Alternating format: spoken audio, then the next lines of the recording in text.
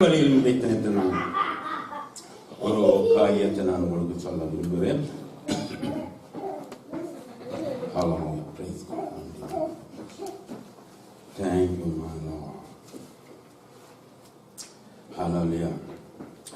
ஆண்டவர் நமது ஆண்டவர் நம்மளும் எதிர்பார்க்கும் ஒரு விடயத்தை பற்றி நான் சில விஷயங்களோட பகிர்ந்து கொள்ள விரும்புகிறேன். ஹல்லேலூயா.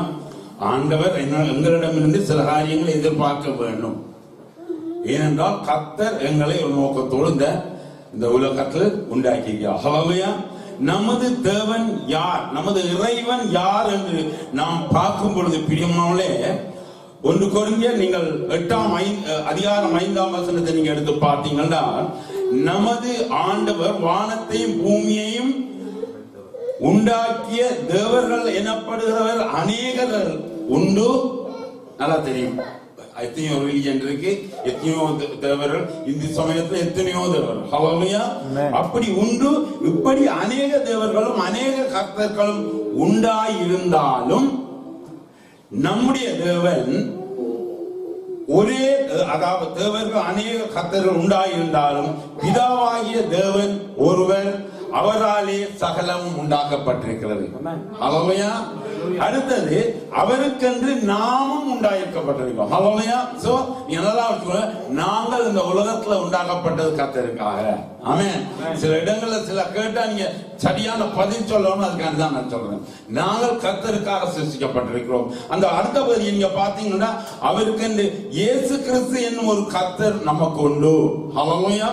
கர்த்தர் என்று சொல்லும் பொழுது கர்த்தத்துவம் படைத்தவர், முழு அதிகாரம் அவருடைய தோளில் உள்ளது. ஹல்லேலூயா. அவர் மூலமாக சகலமும் உண்டாக்கப்பட்டது, அவர் மூலமாய் நாம் உண்டாயிருக்கிறோம். இதுதான் எங்கள் தேவன். இதுல 2 காரியம் ஒன்று வருகிறது. ஒன்று, பிதாவும் குமாரனுடைய பெயர் ஒரே காரியத்தை இங்கு சொல்லப்படுது. பிதாவும் குமாரனும் சிருஷ்டிகர், அவருக்காக நாம் உண்டாயிருக்கிறோம். இதுல ஒரு காரியத்தை நீங்க காரியம், இந்த வசனத்துல இருந்து பிதாவும் குமாரனும் ஒன்று என்பதை மறைமுகமாக வார்த்தை உங்களுக்கு வெளிப்படுத்துகிறது. ஹல்லேலூயா. நல்லா படிச்சு கொள்ளுங்க. சிலருக்கு விளங்குறதில்ல, சிலருக்கு இன்றைக்கும் என்ன பிதா குமாரன் சில காரியங்களை ஆண்டவர் மறைமுகமாக வெளிப்படுத்துவார். தேவ ஞானத்தோடு நீங்கள் அறிந்து கொள்ளுங்கள். கடைசி காலத்தில் புலியான உபதேசங்கள் வரக்கூடாது. ஆமென். பாருங்க, இதுதான் நமது தேவன். அது மாத்திரமில்ல, நமது இறைவனில் காணப்படும் ஒரு விசேஷித்த தன்மை என்ன. இன்றைக்கு மற்றவர்கள் கேட்கும் பொழுது, ஏனையா வந்தீங்க ஆண்டவரை பற்றி சொல்றீங்க, என்ன விசேஷித்த தன்மை என்று கேட்டால், you have to tell the proper answer. ஹல்லேலூயா.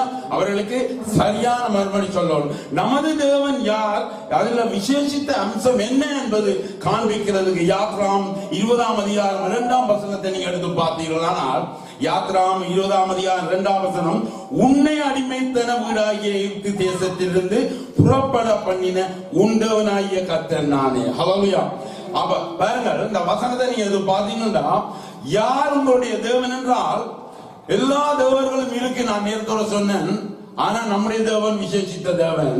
அதுல என்ன விசேஷித்த தேவன் என்று நீங்க பார்க்கும் பொழுது, அவர் உன்னை, அதாவது அந்த அடிமை வீடாகிய எகிப்து தேசத்திலிருந்து உன்னை விடுதலை செய்ய, அதுதான் எங்களுடைய தேவன்.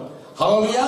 எங்களுடைய தேவன் என்ன, அடிமை வீடாகிய எல்லா அந்தகாரத்தின் வல்லமைகள், உலகத்தின் வழிபாடுகள், உலகத்தாருடைய வேறு வேறு விதமான பாவச்சைகள், பாவ அனுஷ்டானங்கள், வேறு தெய்வ கொள்கைகள் எல்லாவற்றிலும் அந்த அடிமையிலிருந்து விடுதலையாக்கி என்னை சுதந்திரமாக கொண்டு வந்த தேவன் தான் என்னுடைய தேவன். ஹல்லேலூயா. இதை நீங்க ரெகக்னைஸ் பண்ணுவோம். நம்முடைய தேவனுக்கும் மற்ற தேவர்களுக்கும் என்ன விடுதலை, என்ன வித்தியாசம் உண்டு?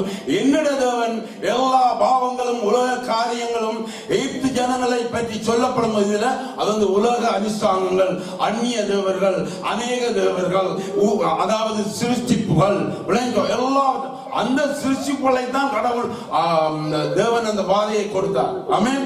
பாருங்க, அப்படியான ஒரு அடிமைத்தனத்திலிருந்து என்னை விடுதலை செய்து ஒரு ரட்சிப்புக்குள் கொண்டு வந்து உலகம் கொடுக்க கூடாத சந்தோஷத்தை செய்த அந்த விசேஷித்த தேவன் தான் எனது தேவன். ஹல்லேலூயா. இங்க ரெகக்னைஸ் பண்ணக்குள்ள சரியாக நீங்க சொல்லணும் பிரியமானவர்களே. ஆமென். அப்ப பாருங்கள், அப்ப அதுதான் ஆண்டவர் சொல்ற, அப்படியான தேவன் நான், உன்னை விடுதலை செய்த அந்த தேவன் என்னை எல்லாம் வேறு தேவரை நோக்கி இருக்க வேண்டாம். நான் தான் தேவன். 10 கண்மலையில நீங்க அதை நீங்க கூட யோசிக்கணும். இன்னும் ஒரே ஒரு தேவன் என்றால் வேறு தேவர்கள் உன்னை ரட்சிக்கவில்லை. ஹல்லேலூயா.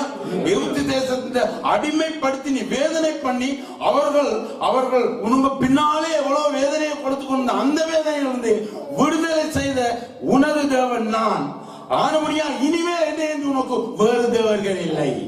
ஹல்லேலூயா. இதுதான் நமது தேவன். ஆமென். அப்ப பாருங்க பிரியமானே,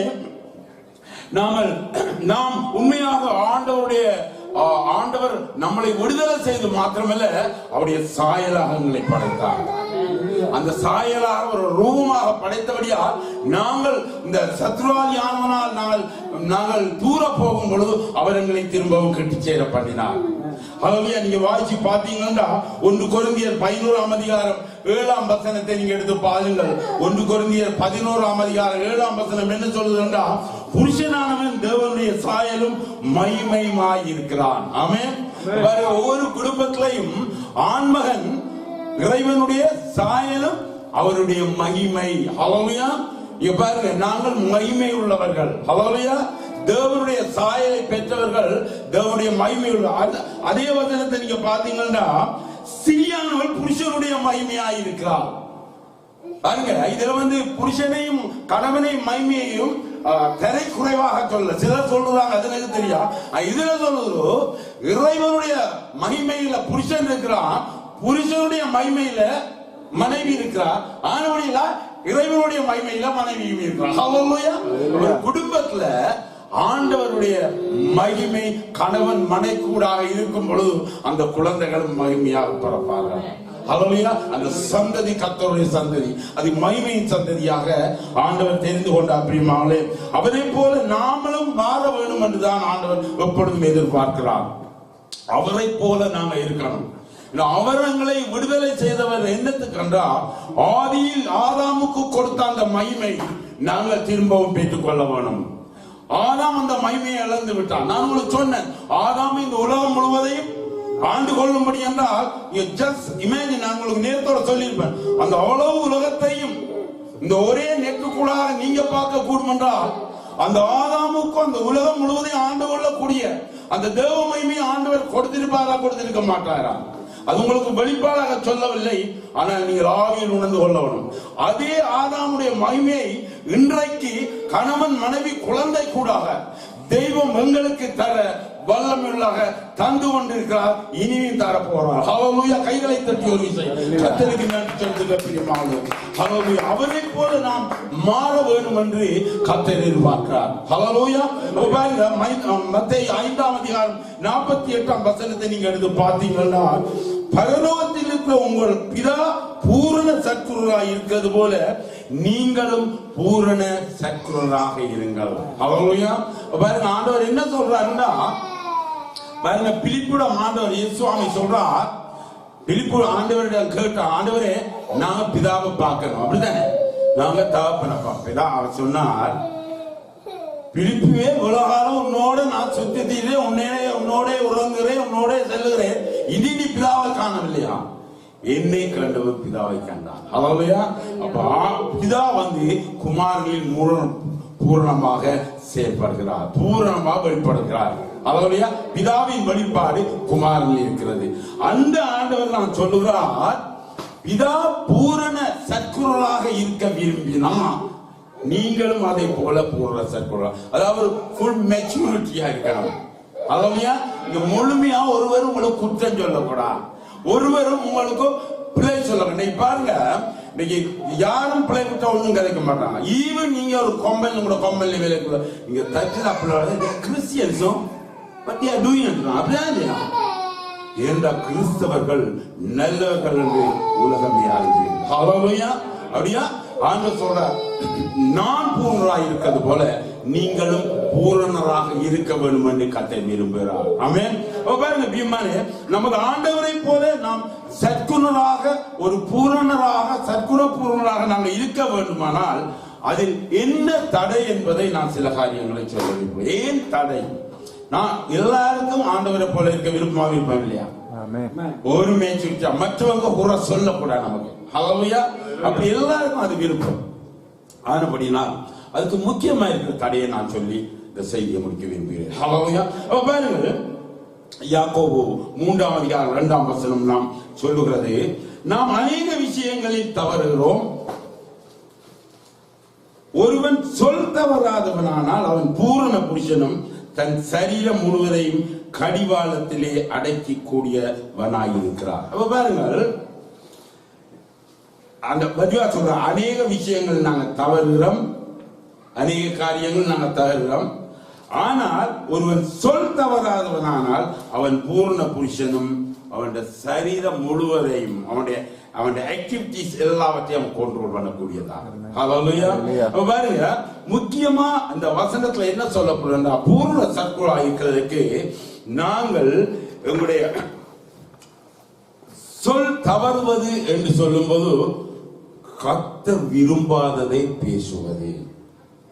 விளங்கியா? கர்த்தர் விரும்பாததை நாம் பேசுவது. ஹல்லேலூயா. அப்ப பாருங்கள், நாம் சர்க்குலராக நாம தடை என்று சொல்லும் பொழுது பாருங்கள், அதுல 2 காரணம். அதாவது நம்முடைய பேச்சும், நல்லா கவனிச்சுக்கோங்க, நம்முடைய பேச்சுகளுக்கும் நம்முடைய நடைமுறைகளுக்கும் முரண்பாடு, ஸ்பீச் அண்ட் கான்ஃப்ளிக்ட். அதாவது நம்முடைய பேச்சுக்கும் நம்முடைய நடக்கிற காரியங்களுக்குள்ள முரண்பாடுகள் வந்தா அங்கு பிரச்சனை. ஹல்லேலூயா. விளங்குதா? வேற 2 பேர் கதைக்குள்ள அவருடைய பேச்சுல ஒருவர் ஒத்து போனாங்கன்னா அதுல பிரச்சனை இல்லை. 2 பேரோட பேச்சுகளும் வித்தியாசமா இருந்தா அதுல ஒரு முரண்பாடு, ஒரு கான்ஃப்ளிக்ட் ஒன்று இருக்கும், அதுல பிரச்சனை உண்டாகும். அதே போல ஆண்டவரை போல நாங்க மாறணும். ஆண்டவரை போல இன்னைக்கு அநேக மற்ற மதங்களை பாருங்க, கடவுளை போல நாம் மாறணும் என்று ஒன்று சத்தியம் சொல்லல. நமது ஆண்டவர் சொல்ல, நீ என்னை பார்க்க அநேக காரியங்களை செய்வான். ஹல்லேலூயா. எங்களுக்கு ஒரு பெரிய பிளெஸிங். என்ன நாம் ஒன்று செய்யாம கர்த்தர் ஒன்று தார பெரிய ஒரு காரியம். அப்ப பாருங்க பிரியமானே, இதுல அந்த வார்த்தைகளுக்குள்ள நமக்குள் வார முரண்பாடுகள் முக்கியமாக இருக்கிறது. பாருங்கள், யாக்கோபு 3:9 நீங்க எடுத்து பார்த்தீங்கன்னா, நாம் பிதாவாகிய தேவனை துதிக்கிறோம், தேவனுடைய சாயலின்படி உண்டாகிய மனுஷனை நாம் அதனாலே சபிக்கிறோம். தெளிவாக உங்களுக்கு தெரியும் இந்த வசனங்கள். பாருங்கள், ஆண்டவரை நாம துதிக்கிறோம், ஆனா அதே நேரத்துல நீங்க நினைக்க வேணாம், கர்த்தர் எல்லா ஜனங்களையும் தமது சாயலில் படைத்தார். விளைச்சா எல்லா கிரியேச்சரையும் எல்லாம் கிரியேட் பண்ணி போட்டு மனுஷனை அவர் படைக்கும் பொழுது தன் சாயல்டா அவன் இந்த உலகத்தை அரசாட்சி சென்னன். அதான் அந்த லீடர்ஷிப் அவங்களுக்கு அவங்களுடைய டேலண்ட், அவங்களுக்கு கொடுக்கப்பட்ட வரங்களை குறித்து நாம பகிர்ந்து கொடுப்பதுதான் லீடர்ஷிப், உண்மையான லீடர்ஷிப். உங்களோட கம்பெனியில போனா அந்த டிரெக்டர் உங்களுக்கு என்னென்ன ஃபீல்ட்ல உங்களுக்கு அந்தந்த ஃபீல்ட் தான் போடுவாங்க. ஹல்லேலூயா. அதாவது அது ஸ்மூத்தா போய்கொண்டு இருக்கும். அதே போலதான் இன்றைக்கு ஆண்டவர் என்ன செய்தார், தேவனை நாங்க துதிக்கிறோம், அதே நேரத்தில் அவருடைய சாயலில் படித்த மனிதன். இதுல நாங்க என்னத்தை காண்கிறோம் என்றால், ஆண்டவருடைய சாயலில் எல்லாரையும் நீங்கள் காணப்படணும். நாங்க பார்த்திருப்போம், ஓ இவங்க ஹிந்துஸ், மனதுக்குள்ள ஒரு கசம். இன்னொரு இடத்துல போல இவங்க முஸ்லீம், நான் ஒரு இன்னைக்கு அநேக ஆவிக்குரிய பிள்ளைகளை தான் தாங்களும் தங்களுடைய ஆக்களுக்குள்ளே சேர்ந்து கொள்வாங்க. நிறுவனங்களுக்குள்ள போய் நாங்க பழகாம அப்படி ஆண்டவருடைய வார்த்தையை கொண்டு வரோம். ஆண்டவர் பாவியலுக்குள்ளானே வந்தார். இன்னைக்கு ஆண்டவருக்கு அந்த சர்ச் லீடர்ஸுக்கும் ஆண்டவருக்கும் ஒத்து வராததுக்கு காரணம் என்ன? நீங்க பரிசேயருக்கும் சரிசேயருக்கும் ஆண்டவருக்கு ஒத்து வராத காரணம், ஆண்டவர் பாவியல் மத்தியில போனாரு, அவர்களோட சாப்பிட்டார், அவர்களோட இருந்தார். அவருடைய சித்தம் என்ன? தேவனுடைய சாயல்ல படைச்ச மனிதர்களை நான் தேவனுடைய கொண்டு வரணும். பாருங்க பிரியமான, இன்றைக்கு நாம் ஆண்டவரை போல் சற்குருளாக நாம் மாற வேண்டும் என்றால், நாங்கள் தேவனுடைய சாயல் படைத்த ஜனங்களை we have to give respect them. ஹல்லேலூயா. நாங்கள் அவரை கட்ட பழகணும், இடிக்கல கட்ட. ஹல்லேலூயா. பாருங்கள், அதான் நாங்கள் செய்யற இந்த பிரைசிங் என்று சொல்லும் பொழுது பிரியமான, முதல் நீங்கள் மனதில் வைக்கணும். கடவுளை துதிக்கிறதுக்கு தகுதி வேணும், பரிசுத்தம் வேணும்னா we don't know what is the purification. ஜனங்களுக்கு தெரியும் பரிசுத்தப்படுங்க, என்னங்க பரிசுத்தம், நல்லா குடிச்சுதானே வந்தீங்க போட்டும் பேச்சு. பரிசுத்தம் என்ன என்றதை நாம் அறிந்து கொள்ளும். துதிப்பதும் சபிப்பதும் ஒரு வாயிலிருந்து வரக்கூடாது பைபிள் சொல்லுது. அதன் அர்த்தம் என்னென்றால், நீ கடவுளால் உண்டாக்கியப்பட்ட யாரை நீ சபிக்க கூடாது. Even that people come against you, உனக்கு எதிராக வந்தாலும் நீ சபிக்க கூடாது. ஆண்டவர் சொன்னாரே, தீமைக்கு எதிர்த்து நிக்காதீங்க, தீமைக்கு நன்மை செய்யுங்க. இது ஆண்டவருடைய முக்கியமான ஒரு பிரசங்கத்தின் ஒரு தீம். அது விளங்கா? ஆனபடியினால் சபிப்பதும் துதிப்பதும் ஒரே நாவினால் வரும். அதுதான் ஆண்டவர் சொல்றார் இந்த வசனத்துல, 10ஆம் வசனத்துல 3:10 யாக்கோபில, துதித்தலும் சபித்தலும் ஒரே வாயிலிருந்து புறப்படுகிறது, என் சகோதரரே இப்படி இருக்கலாகாது. ஹல்லேலூயா. இப்படி நடக்க முடியாது. துதிக்கிற வாய் சபிக்க கூடாது சொல்றாங்க. இது ஒரு கோல், that is impossible என்றார். இது நடக்க கூடாது. துதிக்கிறவன் சபிக்க கூடாது. இல்ல நீ சபிக்கிற நீ துதிக்க கூடாது. that is, நீ துதிக்கிறையா உன் வாழ்க்கையை நீ சபிக்க கூடாது. யாருக்கன்னா மனதுக்குள்ளே சபிக்க கூடாது. what is the one who search your heart? ஹல்லேலூயா. யார் இருளில் இருக்கிறவரை வெளிச்சத்தில் கொண்டு வருவது நமது தேவன். ஆமென். அப்படியா நாங்க துதிக்க வேண்டும் என்றால் நாங்க யாரையும் என்ன செய்யக்கூடாது, சபிக்க. யாரை மனதால், very important in your life. இங்க துதிக்கிறீங்க, ஒவ்வொரு நாள் ஆண்டவரை துதிக்கிறீங்க. இன்னைக்கு சில இடங்கள்ல அபிஷேகம் இடங்கள்ல காரணம் என்ன? ஆண்டவருடைய கை குறி போயிட்டு நினைக்கிறீங்களா? இல்ல, நமக்கு சபிக்கிறப்ப நம்மளை விட்டு போகல. ஹல்லேலூயா. ஆமென். அப்ப பாருங்க பிரியமானே, ஆண்டவர் அதுக்கு பிறகு நீங்க அந்த புத்தகத்தை நீ எடுத்து பாத்தீங்கன்னா அவர் இயற்கையை காண்பிக்கிறார். இன்னைக்கு ஆண்டவர் இயேசுவாமியோட போதனை நீங்க பாத்தீங்கன்னா பெரிய பிலோசபி இல்ல. அவர் வயலுக்குள்ள போனா வயலை பற்றி சொல்லுவார், கடலுக்கு பக்கத்துல போனா மீனை பற்றி சொல்லுறாரு. ஏன்னு ஈஸியா விளங்குறதுக்கு. பெரிய பிலோசபிக்கு 6 பேருக்கு தெரியும், எல்லாரும் படிச்சாங்க. எல்லா படிச்சாக்களும் தான் ஆண்டவர் அறிவுல குறைஞ்சாங்க. ஹல்லேலூயா. அப்படியே அந்த ஈஸியா அவர் சொல்லிக் கொடுக்க. அவர் போய் பெரிய பெரிய இப்படி எல்லாம் ஸ்டேஜ்ல இருக்கு. அவர் போய் அவங்க அதுவும் இப்படி இன்னொரு ஸ்டேஜ்ல ஜெபாலயங்கள்ல போய் பிரச்சனம் பண்ணாரு. மற்ற கடல்லையும் ஆறுலையும் மலையிலையும் தான் போயிருந்தார். ஹல்லேலூயா.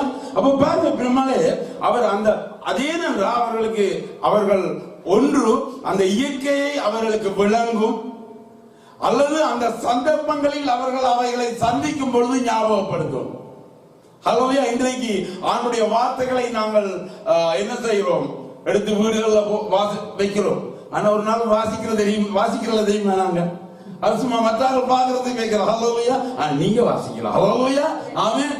இன்றைக்கு எத்தனையோ பேர் உங்களோட மூலையில் என்னங்க இருக்கு, அவங்க தெரிவிக்கிறாங்க என்னங்க இருக்கு, என்னங்க நாங்க வாய்ச்சோம் இது இருக்கு. ஹல்லேலூயா. இது நல்ல நமக்கு. ஆனா இன்றைக்கு இருந்து வாய்ச்சி அதை நாங்கள் பாடமாக்குவோம். ஆமென். பிரியமானே, அப்ப இன்றைக்கு இயற்கையின் படைப்புகளை ஆண்டவர் காண்பிக்கிறது என்றால் அது அவர்களுக்கு லேசாக விளங்குவதற்கு, அல்லது அப்படியான கட்டங்களை நாம் போகும் பொழுது ஆண்டுடைய வார்த்தை நமக்கு ஞாபகத்தில் வரும். ஆமென். பாருங்க, அவர் சொல்றார், ஒரே ஊற்று கண்ணின் தித்திப்பும் கசப்புமான தண்ணீர் சுரக்குமா? There is a question that we have to answer. சுரக்குமா? இல்ல, நாம தானே சொல்லணும். சுரக்குமா? ஒரே ஸ்பிரிங்ல இருந்து வருமா? வராது. சில இடங்கள் எங்க பாத்தீங்கன்னா யாழ்ப்பாண பக்கத்துல ஒரு தண்ணி தான் வரும், சுண்ணாம்பு தண்ணி. ஆனா எங்க பெட்டிகுலோ சைட்ல நல்ல தண்ணி, ஏன்னா கடலுக்கு பக்கத்துல. அதுக்காண்டி பெட்டிகுலோ நல்ல நான் சொல்லல, நான் பகுதியை சொல்றேன். அப்படித்தான் தமிழ்நாடுல மற்ற ஒரு இடங்களே வித்தியாசமான தண்ணி. கல்பானை கிட்ட இருக்கிற தண்ணி நல்ல ஸ்வீட்டா இருக்கு, அப்படித்தானே? அப்ப அதே மாதிரி ஆண்டவருடைய வார்த்தை சொல்லுது, ஒரே ஊற்றுக்கள்ல இருந்து தித்திப்பும் கசப்புமான தண்ணீர் சுரக்குமா என்று ஒரு கொஸ்டின் மார்க் போட்டுருக்கு. பாத்தீங்களா? அதுக்கு we have to answer. என்ன சொல்லணும்? சுரக்காது. அதே போல அதை என்ன சொல்ற, அதே போல அத்திப்பழம் ஒளிவ பழங்களையும் திராட்சை செடி அத்திப்பழங்களையும் கொடுக்குமா? கொடுக்காது. பாத்தீங்களா? அதே போல அப்படியே ஒப்பான ஊற்றும் தித்திப்பான ஜனத்தை கொடுக்க மாட்டாது. பாருங்க, ஆறறிவில்லாத அவர் சிரிச்சிட்ட அந்த சிரிச்சிப்புகளே அப்படி கொடுக்கலன்னு காண்பிக்கிறார். ஹல்லேலூயா. பாத்தீங்களா? பாத்துங்க, விஞ்ஞானிகள் சொல்றாங்க, மனிதனுக்கு தான் எல்லாம் கலர்ஃபுல்லா தெரியுமா, மற்றதற்கெல்லாம் பிளாக் அண்ட் ஒயிட்டா தானே தெரியுமா? அல்லையா? மற்ற சிருஷ்டிகளுக்கெல்லாம் பிளாக் அண்ட் ஒயிட். மனுஷனுக்கு மட்டும் இந்த ஆண்டவர் ஒரு பெரிய ஞானத்தை மனிதனுக்கு கொடுத்திருக்கிறார். அப்ப அந்த பிளாக் அண்ட் ஒயிட் பார்க்கிறதுகளே நல்லா சுரக்குது. இந்த கலவுள்ள பார்க்கிறவங்களால முடியாதாண்டா அவர் கேட்கிறார். ஹல்லேலூயா, ஆமென். பாருங்க பிரியமானே, உவர்ப்பு நீரும் கசப்பு நீரும் ஒரே வீட்டுல இருந்து வராது. அது பிளாக் அண்ட் ஒயிட் தான் பாக்குது.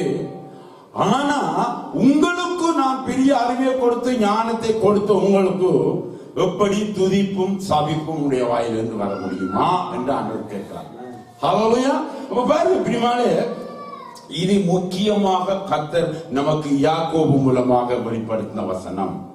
ஆமென். அப்ப இயற்கை படைப்பை மாற்றமடையாமல் இருக்க தேவனால படைத்த மனுஷன் மாறக்கூடாது என்று ஆண்டவர் விரும்புகிறார். ஹல்லேலூயா. இயற்கையின் இந்த படைப்புகளே மாறாம இருக்கிறது. ஆமென். அது மாறும். மனுஷன் செய்த காரியங்களா? அன்றைக்கு பாருங்க, ஓசோன் படையெல்லாம் நாம செய்த காரியங்களா தான் மாற்றப்பட்டது. வந்த கஷ்டங்கள் கேன்சர்ல இருந்து ஒவ்வொருவரும் நம்மளால தான் உண்டாக்கப்பட்டது. விஞ்ஞானம் என்று எல்லா நச்சுவாயும் இதையும் அனுப்பி என்ன செய்யுது? நம்முடைய சரீரத்தை அது பாதிக்கவில்லை. அது நாங்க we can't blame God. ஹல்லேலூயா. அது நம்மளால வந்த காரியம். அதே போல ஆண்டவர் அந்த இயற்கை அந்த படைப்புகள் மாற்றம் அடையாமல் இருக்க தேவன் தமது சாயல்ல படைத்த மனிதர்கள் மாறக்கூடாது என்று விரும்புகிறார். ஹல்லேலூயா. அப்ப பாருங்க, நாம் கிறிஸ்துவின் வருகையின் போது ஆயத்தமாக்கப்பட்டிருக்கிறதை நாங்கள் அறிவோம். பொழுதும் சொன்னார்கள் ஆண்டவர் பிரதர் அந்த மெடிடேஷன்ல இருக்க ஆண்டோடைய வருகை நிச்சயம் நாங்கள் எதிர்பார்த்து கொண்டிருக்கிறோம். பாருங்க, ஆண்டவர் வசனம் என்ன சொல்றது? பிலிப்பியர் 1 அதிகாரம் 11 வசனத்துல, நீங்கள் கிறிஸ்துவின் நாளுக்கென்று துப்புரவானவர்களும் இடரல் அற்றவர்களாகவும் இருக்க வேண்டும் என்று வேண்டுதல் செய்கிறேன். ஹல்லேலூயா. ரெண்டு காரியம். ஒன்று, நீங்க துப்புரவானவர்கள். அடுத்தது இடரற்றவர்கள். ரெண்டு காரியம். ஒன்று, உன்னை நீ சுத்திகரித்துக் கொள்வது. ஹல்லேலூயா. உன்னுடைய வாழ்க்கை சுத்தமாக கர்த்தருக்கு முன்பு இருக்க வேண்டும். அடுத்தது, மற்றவர்களுக்கு நீ ஒரு சுத்தவானாக மாறுவதற்கு ஏற்ற உதாரண புருஷனாக இருக்க வேண்டும். ஹல்லேலூயா. அப்ப ரெண்டு காரியம் ஆண்டவர் வைத்திருக்கார். நீ உன்னை பரிசுத்தமா வைத்துக் கொள்ளும் கர்த்தருக்கு முன்பு உத்தம உண்மையுள்ளவனாக. அதே நேரத்துல மற்றவர்களுக்கு நீ ஒரு ஆதாரமாக இருக்க வேண்டும். ஆமென். அவர்கள் எழும்ப, அவர்கள் இருக்க, அவர்கள் திரும்பவும் கட்டி எழுப்ப நீ ஆதாரமாக, இடரலாக இருக்கக்கூடாது. ஏனென்றால் ஆண்டவருடைய நாளுக்காக உன்னை ஆண்டவர் நியமித்திருக்கிறார். ஆமென். பிரிமானே, நமது ஆனபடியினால் ஆண்டுடைய வார்த்தை என்ன சொல்லுதுன்னா, நம்முடைய வாயிலிருந்து உச்சரிக்கப்பட்ட ஒவ்வொரு சொல்லையும் குறித்து நாங்கள் மிகவும் எச்சரிக்கையாக இருக்க வேண்டும். நான் அது தற்செயலா வந்து அதெல்லாம் சொல்ல போறேன். இந்த நாட்டில் உங்களுக்கு நல்லா தெரியும் எதுக்கு டக்குனு சாரி. இந்த சாரி நம்முடைய வாழ்க்கையில கூட பாவிக்காத அளவுக்கு நம்முடைய வாயை காப்பாற்றிக் கொள்ள வேண்டும். அல்லேலூயா. அதனுடைய பிரியமானே, நாம் பேசும் வார்த்தைகள் எப்பொழுதும் நாம் இறைவனோடும் மனிதரோடும் வைக்கும் தொடர்பாடல் என்பதை நாங்கள் மறந்து கொள்ளக்கூடாது. வார்த்தை என்பது அது ஒரு உங்களுக்கு கொடுக்கப்பட்ட ஒரு கம்யூனிகேஷனுக்குரிய ஒரு சத்தம். ஹல்லேலூயா. விளங்குதா? நாங்கள் இறைவனோடு நாங்கள் பேசுகிறோம், அதுக்கும் நாங்கள் கர்த்தரோடு நாங்கள் பேசுகிறது. வாய்க்களை தெரிந்து நாங்கள் ஜெபிக்கிறோம், துதிக்கிறோம், ஆண்டோடு பேசுகிறோம். அதே போல நாங்க என்ன செய்யறோம்? மனிதர்களோடும் உங்களோட வார்த்தையை நாங்கள் பாவிக்கிறோம். அவர் ரெண்டுக்கும் கம்யூனிகேஷன் நம்மளோட வார்த்தை தான். நல்லா படிச்சு கொள்ளுங்க. நம்முடைய வாயிலிருந்து தான் புறப்படுது.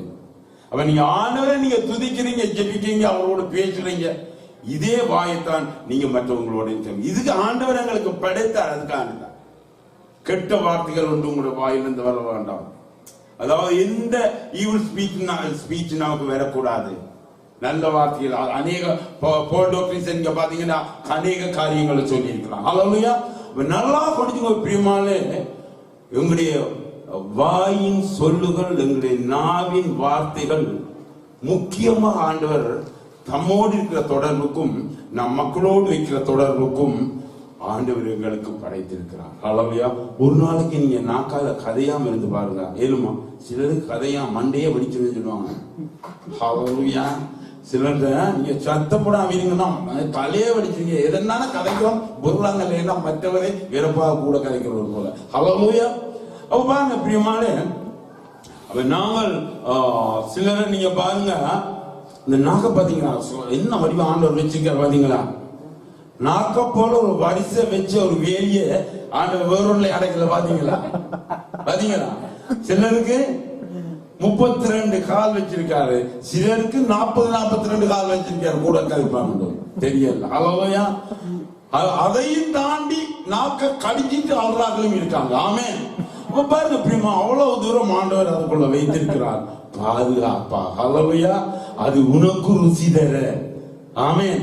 மற்றவர்களை கட்ட. ஹல்லேலூயா. நல்லா படிச்சு கொடுங்க பிரியமாலே. நாம் பேசும் வார்த்தைகளை குறித்து மிகவும் எச்சரிக்கையாக இருக்கணும். பாருங்க, இயேசுவாமியே சொன்னாரு மத்தேயு 15:11 என்ன சொல்றாரு? வாயிலிருந்து போகிறது மனுஷனை தீட்டுப்படுத்தும். ஹல்லேலூயா. வாயிலிருந்து புறப்படுகிறது மனுஷனை தீட்டுப்படுத்தும்.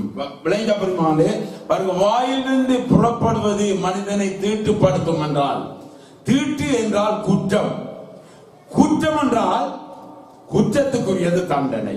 ஹல்லேலூயா. தீட்டு என்றால் குற்றம். பாருங்க, இவரே ஜனங்கள்ல குஷ்டரோகம் அவன் தீட்டு தீட்டு என்று ரோட்டில் நடந்து போனான்.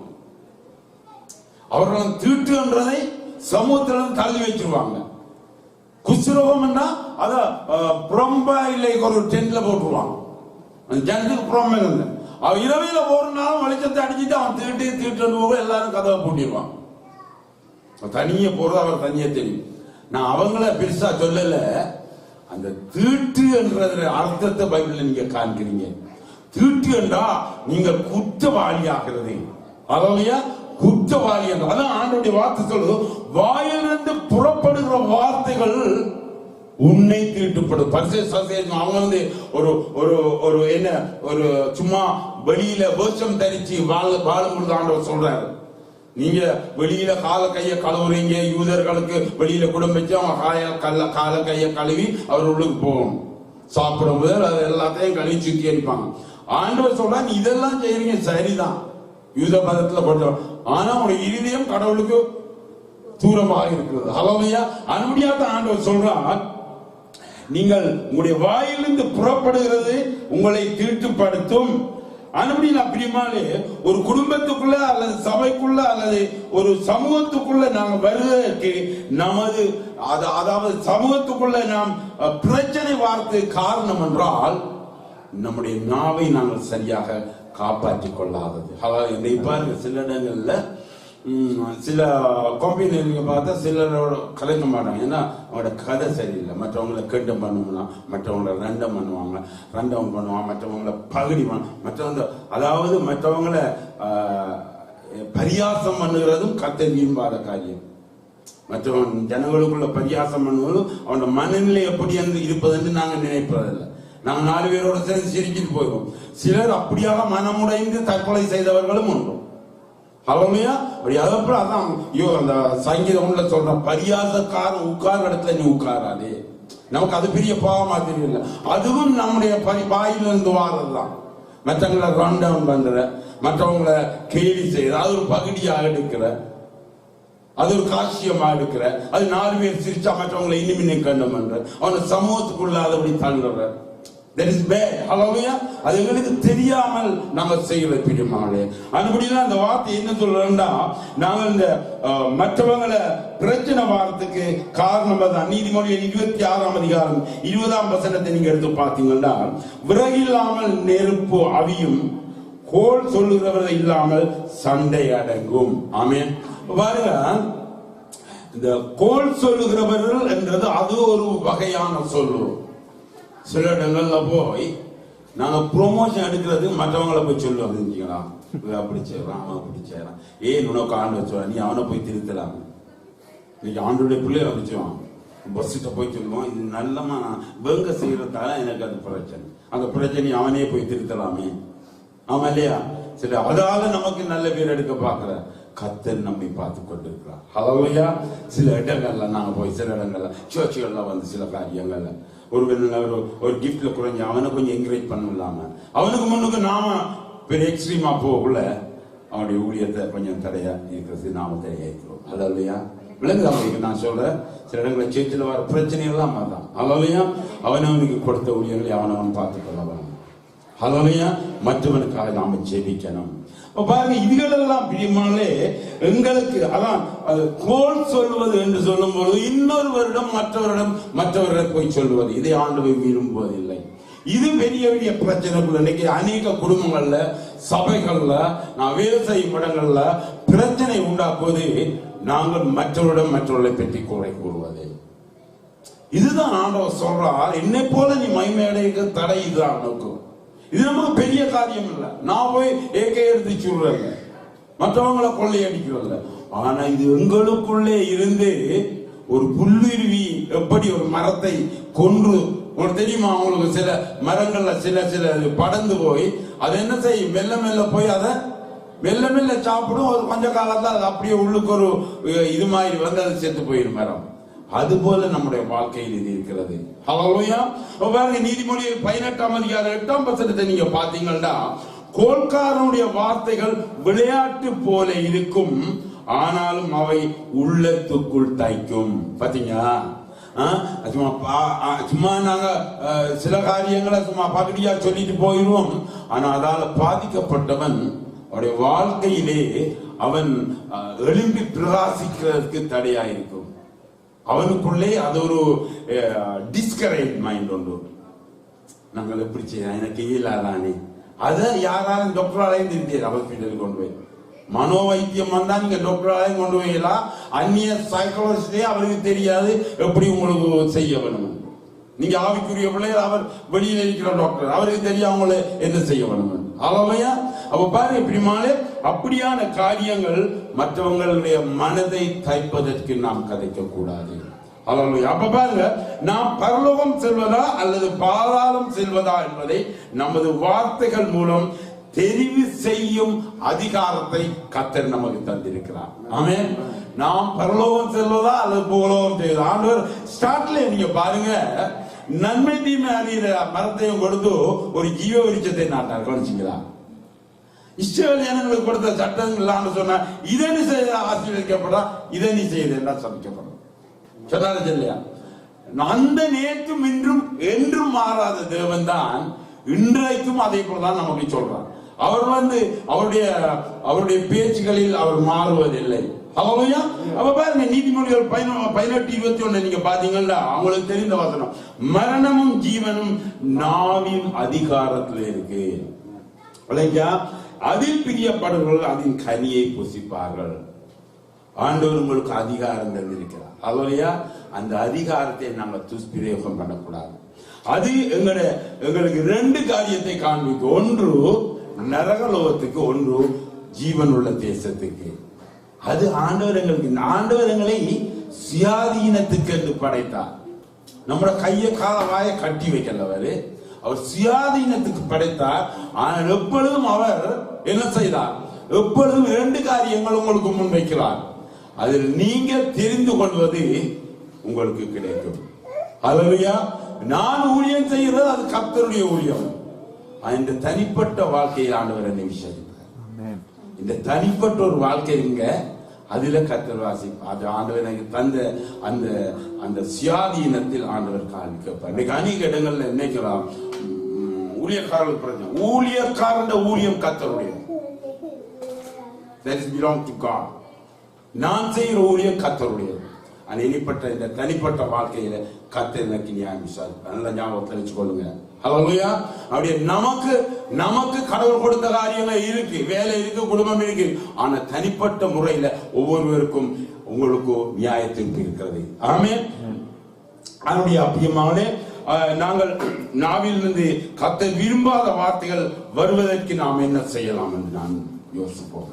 அப்ப நாம் அந்த நாவை பாதுகாத்துக் கொள்வதற்கு நாங்கள் என்ன செய்யலாம் என்று சில நிமிஷம் நாங்கள் பேசி நாம் முடிக்க விரும்புகிறேன். பாருங்கள், மத்தேயு 15:8 ஆண்டவருடைய வார்த்தை சொல்கிறது, தங்கள் வாயினால் என்னிடத்தில் சேர்ந்து தங்கள் உதடுகளால் என்னை கனம் பண்ணுகிறார்கள், அவர்கள் இருதயமோ எனக்கு தூரமாக இருக்கிறது.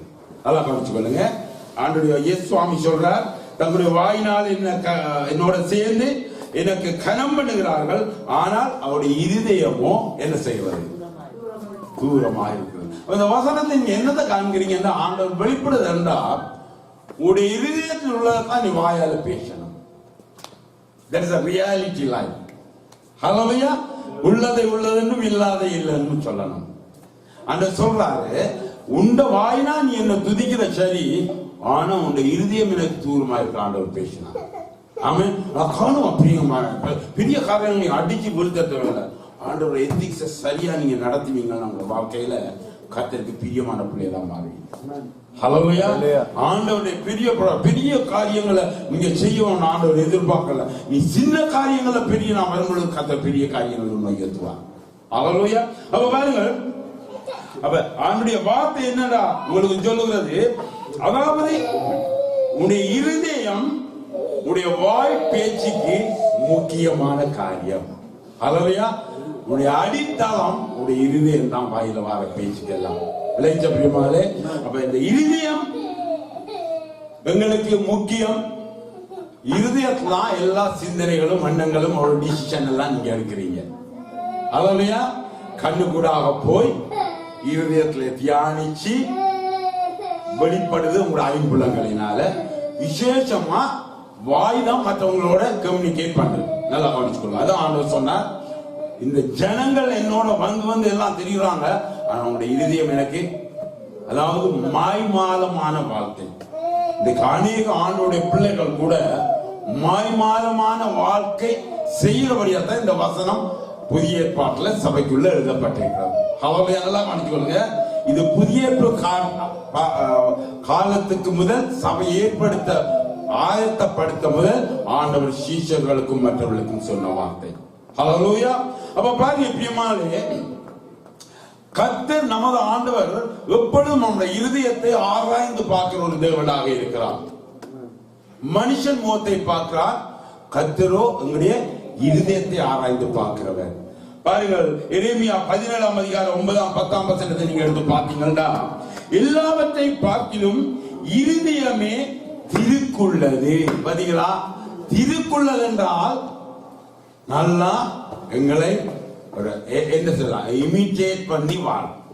இருதயம் என்னன்னா நல்லா வெளியில சொல்லுவாங்க, உள்ளுக்கு என்ன செய்வாங்க. சில இடங்கள்ல பாத்தீங்கன்னா வெளியில வரப்படல நீங்க இல்ல வேற நான் சொல்றேன் உங்களை. நான் சில சொல்லுவாங்க, வாங்கி ஐயோ நாங்க வரணும்னு காத்துட்டு இருந்தேன், அடுத்துட்டு போன என்னத்துக்கு வந்தான்னு சொல்லுவாங்க. என்னத்துக்கு வரலாங்க, நாம போனன்னு சொல்லிக்கலாமே. வரக்குள்ள வாங்கண்டி ஐயோ நாங்க உங்களுக்காக நீங்க வந்தாலே ஒரு சந்தோஷம். பேச்சும் இருதயத்துல இதுகளும் வித்தியாசம். கவனிச்சிங்களா? இணைய இடங்கள்ல அப்படி நாம இருக்கக்கூடாது. ஆண்டவர் விரும்புகிறார். ஹல்லேலூயா. நாம பேசுற பேச்சும் இருதயத்துல செயல்களும் சிந்தனைகளும் சரியா, அதுதான் நாம ஆண்டவர்கிட்ட அநேக நேரம் நீங்க இருக்க வேணும் சொல்றேன். பரிசுத்த ஆவியானவரே என்னோட பேசுங்க, என்னோட பேசுங்க. எலியோடு பேசல, சின்ன சாமியோட பேசி அந்த தீர்க்கதரிசி குலத்தினாரு. ஹல்லேலூயா. கவனிச்சீங்களா? ஆண்டவர் எல்லாரும் பேசுகிறவர், அவர் பேசும் தெய்வம். ஆவியானவர் உங்களுக்கு என்னத்துக்கு கொடுத்திருக்க, என்னத்துக்கு முக்கியமா தேவைன்னா உங்களோட பேசுவதற்கு. ஹல்லேலூயா. உங்களோட கலந்துரையாடுவதற்கு, உங்களை மெதுவாக கண்டித்து உணர்த்துவதற்கு. ஆமென். அவர் பெரிய பணி சொன்னார்ல, மெதுவா நீங்க ஆண்டவருடைய பிள்ளைகள் மெதுவாக சொன்னா நீங்க மறந்திருப்பீங்க. ஆமென். அப்ப பாருங்க பிரியமானே, அது இருதயம் திருக்குள்ளதும் மகா கேடுள்ளதுமாய் இருக்கிறது, அதை அறியத்தக்கவன் ஆண்டவரை தவிர யார்? நாங்க ஒரு சின்ன ஒரு சொல்லொன்று போடுறோம், ஆண்டவரை தக்க யார்? ஒருவரும் அறிய முடியாது. இவன் தாய் தகப்பனுக்கு பிள்ளைகள் தெரியா, பிள்ளைகளை பற்றி தெரியா தெரியுமா உங்களுக்கு? எந்த பொருளா போவோம் மகாராணி என்ன சொல்லுவாங்க. ஸ்கூல்ல இருக்கிற இந்த கிளாஸ்மேட் அந்த ஃப்ரெண்ட் இருக்க இன்டிமேட் ஃப்ரெண்ட் கேட்டா அவனை ஹிஸ்டரியை சொல்லுவாங்க. ஹல்லேலூயா. நம்மள பிள்ளைகள் நமக்கு நல்ல பிள்ளைகள், அது நல்ல பிள்ளைகளா தான் இருக்கும். ஆமென். அப்ப பாருங்க, இத வரியா சொல்லுது, அதை அறியத்தக்கவன் யார்? கர்த்தராகிய நானே ஒவ்வொருவருக்கும் அவனுடைய வழிகளுக்கும் செய்களின் பலன்களுக்கும் தக்கதை கொடுக்கும்படி. பாத்தீங்களா, அவருடைய வழிகள் அவர்கள் செய்கிற காரியங்களுக்கு ஏற்றவைகளை கொடுக்கும்படி இருதயத்தை ஆராய்கிறவரும் உள்ளிந்திரியங்களை அறிகிறவருமாய் இருக்கிறார். நீங்க நல்லா கவனிச்சு கொள்ளுங்க. The God is the one who search your heart and mind. ஹல்லேலூயா. உங்களுடைய உள்ளங்களை எந்நேரம் ஆராய்ந்து கொண்டிருக்கிறார். உள்ளிந்திரியங்களை அவர் உள்ளிந்திரியம் என்று சொல்லக்குள்ள பிரியமானே, நீங்க எப்படி நீங்க மேற்கொள்ள வேண்டிய உங்களுடைய பலன் அவ்வளவு இருக்குன்னு ஆண்டவருக்கு தெரியும். உங்களுடைய பாவங்கள், அடிக்கடி நீங்க செய்கிற தவறுகள், பிழைகள், அதிலிருந்து விடுதலை ஆகணும் என்று நமக்கு விருப்பம். ஆமா இல்லையா? ஆண்டவரே, இந்த பேச்சை நித்தாட்டம் மற்றவங்களை பற்றி அடுத்த நாளை காய்ச்சிடுவோம், ரூமுக்குள்ள வந்தே காய்ச்சிடுவோம், இன்க்ளூடிங் மை செல்ஃப். நான் பரிசுத்தவான்னு சொல்லல. ஹல்லேலூயா. அப்ப ஆண்டவரே, எனக்கு இதுல இருந்து விடுதலை ஒரு நாள் ஜெபிக்கிறேன். ஆண்டவர் வேணாம், ஆண்டவர் மற்றவங்களை வந்துடுது, அது பழக்க தோஷத்துல வந்துடுது. ஆவியான பேச பேச திரும்பவும் பேசுகிறோம். ஆண்டவர் சொல்றா, ரெண்டு காரியம். உன்னை ஆறாயிரம் உன் உள்ளிந்திரியங்களை அறிந்திருக்கிறேன். உன்ற பலம் எவ்வளவு என்று நான் அறிந்திருக்கிறேன். உடைய சரீரத்தில் அதை விட்டு அகற்ற, உடைய இதயத்திலிருந்து உடைய இந்த இப்படியான காரியங்களை விட்டு அகற்ற உன்னுடைய பலம் எவ்வளவு என்று நான் அறிந்திருக்கிறேன். மகனே, நீ ஒரு நாள் நீ என்னிடத்துல வந்து ஆண்டவரே எனக்கு பலம் தாங்க, ஆண்டவரே இதிலிருந்து எனக்கு விடுதலை தான் நீ கேட்கவில்லையே. விளங்குதா பிரியமானே?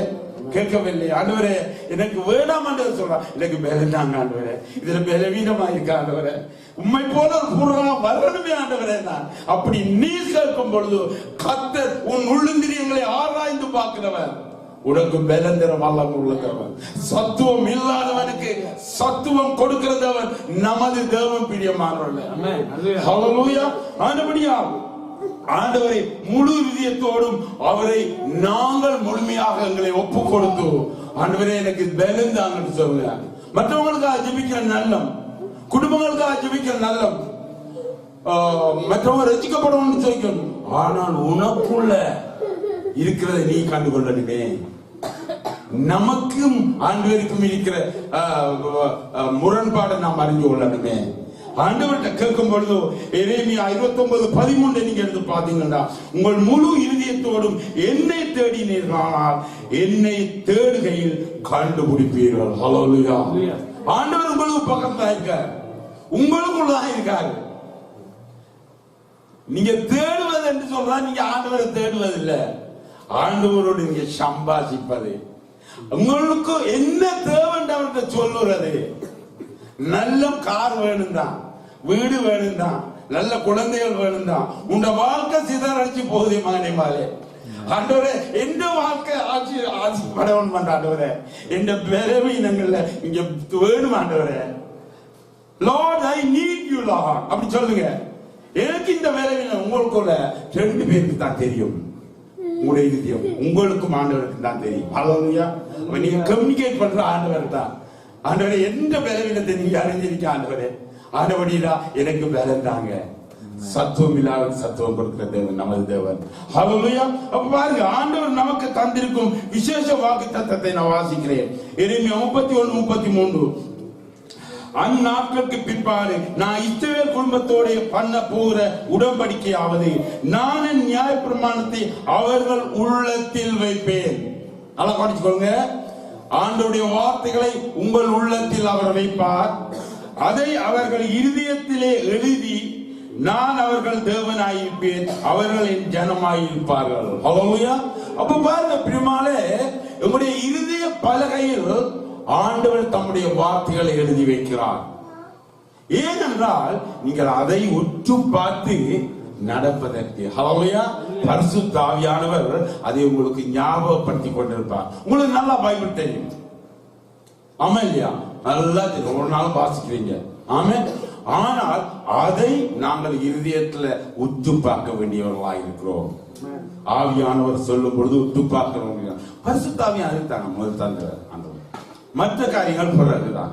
உங்களே நீங்க ரசித்துக்கொள்ளாடி பரிசுத்த ஆவியா இருந்த உங்களுக்கு என்ன பிரயோஜனம்?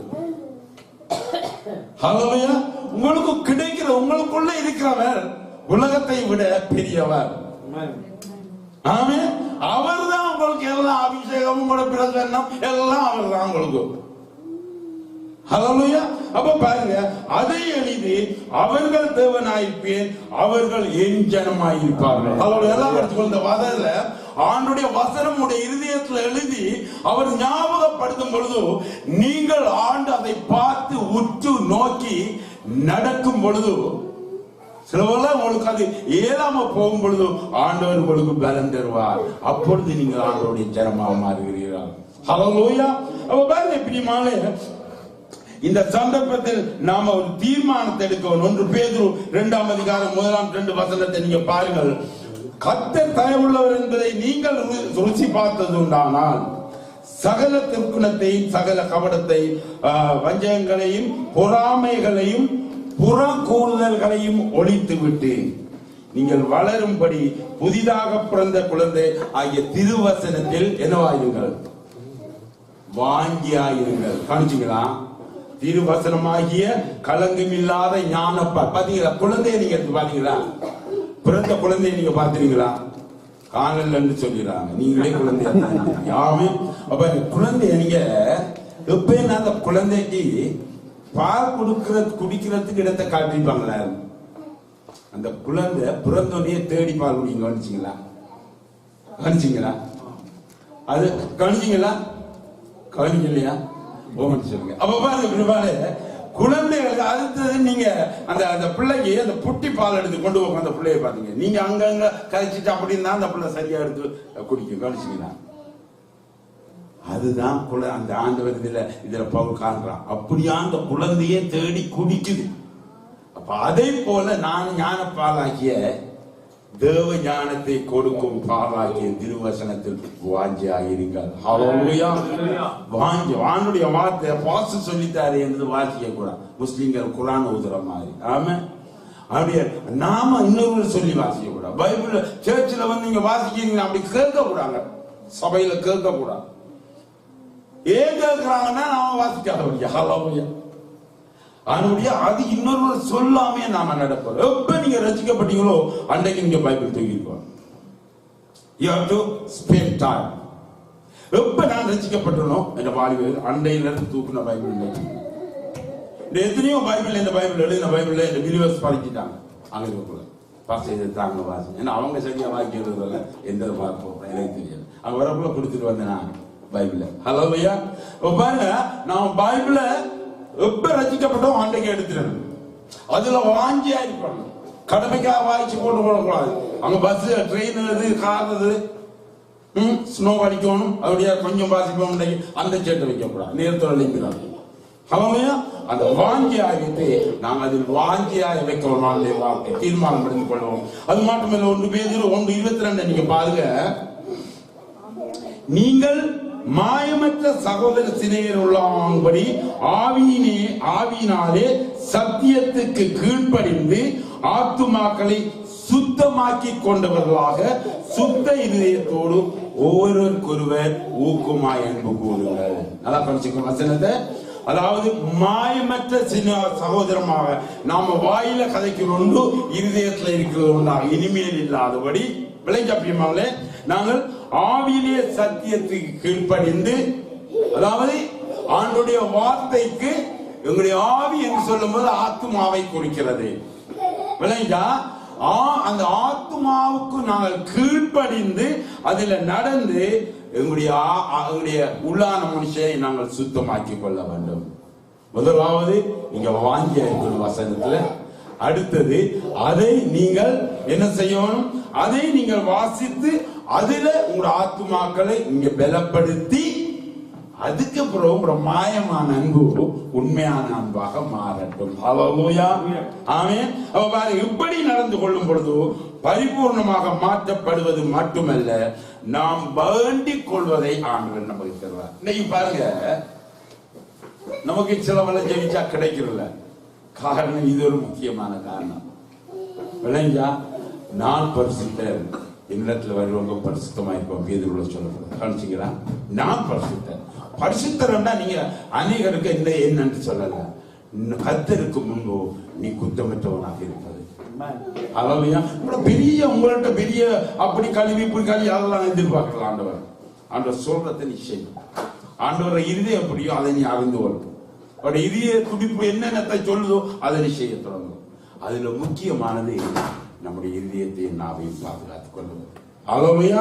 பாருங்க, யோவான் 3:22 என்ன சொல்லப்படுதுன்றா, நம்முடைய கற்பனைகளை நாம் அவருடைய கற்பனைகளை நாம் அவருக்கு முன்பாக கை கொண்டு அவருக்கு முன்பாக பிரியமானவர்களை செய்கிறபடியினால் நாம் வேண்டிக் கொள்ளுகிறது எதுவோ அதை அவராலே பெற்றுக் கொள்கிறோம். பாருங்க, அவருடைய கற்பனையின்படி அவருக்கு பிரியமாக நடக்கும் பொழுது ஆட்டோமேட்டிக்கா அவங்களோட ரிக்வயர்மெண்ட் எல்லாம் will be fulfilled. இதுக்கு குளறி அடிச்சு நீங்க அழுது குளறி அடிக்குது அது இதுன்னு பிறல தேவையில்லை. ஆண்டவரை சித்தப்படி நடங்க. you know what you need. hallelujah. ஆண்டவர் அதுதான் இன்னைக்கு நாம் ஆண்டவரை போல பரிபூர்ணராக ஆண்டவர்கிட்ட மாறணும். நாம இந்த கடைசி காலம் பிரியமானே நாங்கள் குந்தி எழுப்பி இருக்க முடியாது. விளைஞ்ச பிரியமானே நாங்க கத்திருக்க பிரகாசிக்க ஆண்டவரை போல ஒரு பரிபூர்ணத்துவம் நமக்கு இருக்கணும். இன்னைக்கு நாங்கள் மற்றவங்களை தூக்கணும், நம்மளையே மற்றவங்களை தூக்கணும். நாங்க அப்படிங்க நம்மளை தூக்குறதுக்கு நமக்கே ஆண்டவர் மற்றவர்கள் தூக்கணும்னா நீங்க எப்படி தூக்க போறீங்க? உங்களே அவரே தூக்கக்கூடும், அவருக்கே பாரமா இருக்குமே. அல்லேலூயா. அவனுடைய பிரியமானே இன்றைக்கு நாம் மற்றவர்களை தாங்கணும், மற்றவர்களை நேசிக்கணும், மற்றவர்களுக்காக ஜெபிக்கணும். அல்லேலூயா. மற்றவர்களை நம்ம கட்டணும். உன் வாயின் வார்த்தை உப்பில் சாரம் ஏற்றப்பட்டதாக மாறட்டும். மற்றவர்களை பதமிடட்டும். ஹல்லேலூயா. மற்றவர்களை பாதுகாக்கட்டும். ஹல்லேலூயா. உப்பு என்னது பாவீங்க? மற்றவர்களை பதமிடுறதுக்கு, ருசியாக்குறதுக்கு அவங்க வாழ்க்கையில உப்பை போட்டு சில இடங்கள்ல பாத்தீங்களா, இந்த நாளை புரிஞ்சுது, அந்த நாள் நாங்க உப்பை போட்டு வைப்போம். அப்படித்தானே கறி இதுகளெல்லாம் இல்லாம அதே பதனிடுவதற்கு. ஆமே. உப்பு என்னத்துக்கு? சாரம் இல்லாம போனா அந்த ரோமர் அரசாங்கத்துல அந்த நிலத்துல போட்டாங்களாம். இதுல விளைஞ்சா உப்பு அந்த நாளே சாரம் கொஞ்சம் வாய்ச்சிங்க, உங்களுக்கு அதுக்கு அர்த்தம் தெரியாமல. உப்பு சாரம் இல்லாம போனா அதை நிலத்துக்கே போடுறது. அது என்னதுக்கு நிலத்துக்கு நாம ஓடுவோமா? அந்த காலத்துல அப்படித்தான் செய்யறாங்க. உப்பு சாரமற்ற இது எல்லாத்தையும் அப்படியே பேக்கா என்ன செய்யறாங்க, அடியில போட்டு அதுக்கு மேல கான்கிரீட் போட்டாங்க. ரோமன் அரசாங்கம் அது செய்து அதுக்கு மேல குதிரை வண்டி ஓடி அந்த குதிரை வண்டியை பாவித்து உலகம் எல்லாம் சுவிசேஷத்தை சொல்ல கடவுள் பிரயோகித்தார். ஹல்லேலூயா. அதுதான் உப்பு சாரமற்று போனே நிலத்துல போட்டு நான் வாசிக்க நமக்கு தெரியல. அந்த நாளை உப்பு காலத்தை நாம யாய்ச்சா தான் நமக்கு அதை பற்றி தெரியும். ஆமென். ஆண்டவருடைய பிரியமா நாங்கள் உப்பாக இருப்போம், நாம் ஒளியாக இருப்போம். கர்த்தருடைய பிள்ளைகளாக அவருடைய பரிசுத்த பூரணம் உள்ள பிள்ளையாக மாற நாங்கள் எங்களை அர்ப்பணித்து ஒரு நிமிஷம் கண்களை மூடுவோம். நாங்கள் எழுந்து